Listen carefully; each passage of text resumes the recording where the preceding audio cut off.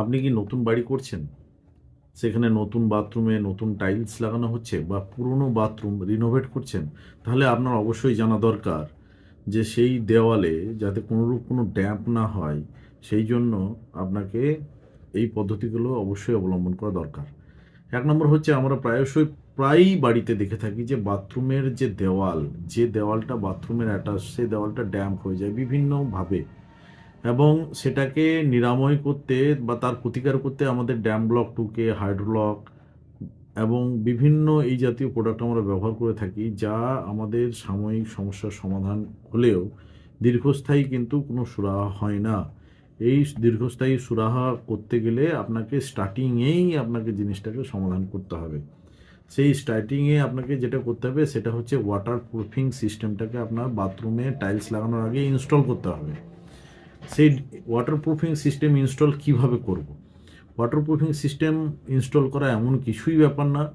Asian পেইন্টসের একটা product আছে dam block টুকে, এবং একই সঙ্গে এরকম প্রোডাক্ট অন্যান্য কোম্পানিও বানিয়েছে।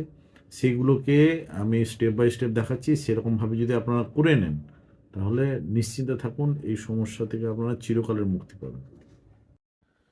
এই Asian Paints Smart Care damp block টুকে, এটাকে যখন আপনি আনবক্সিং করবেন তখন দেখবেন এর ভিতরে একটা এরকম প্যাকেট পাওয়া যাবে, যে প্যাকেটের ভিতরে যে মিশ্রণটি আছে সেটা অনেকটাই সিমেন্টের মতো দেখতে, আর এরকম একটা লিকুইড পাওয়া যাবে। আমাদের কাজ হচ্ছে এই প্রোডাক্টটাকে, পলিথিনটাকে কেটে দিয়ে একটা জায়গাতে, পাত্রতে নেওয়া এবং এটার সঙ্গে এই লিকুইডটাকে মিশিয়ে দেওয়া। একটা পেস্ট তৈরি হবে, সেই পেস্টটার সঙ্গে কিন্তু কোনোরূপ কোনো জল বা কোনো অন্য কোনো জিনিস মেশানো যাবে না। সেটাকে সরাসরি ব্রাশে করে আমার যে জায়গাগুলো আছে বাথরুমের মেঝে এবং দেওয়াল, সেগুলোতে মারতে হবে।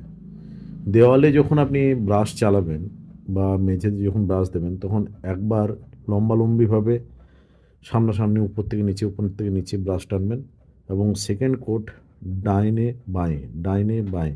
তাহলে কী হবে, দেখা যাবে যে আপনার কোনো জায়গা কিন্তু এমন থাকবে না যেখানে আপনার এই দ্রবণটি বা মিশ্রণটি পৌঁছাবে না।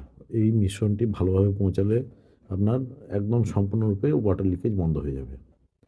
আর এই পেস্টটি প্রথমে যেদিন ব্যবহার করবেন, একদিন মনে করুন প্রথম দিন ব্যবহার করলেন, আজকে আপনি আপনার বাথরুমে এই পেস্টটি ব্রাশ দিয়ে লাগালেন লম্বালম্বিভাবে, তাহলে 4 থেকে 6 ঘন্টা আপনাকে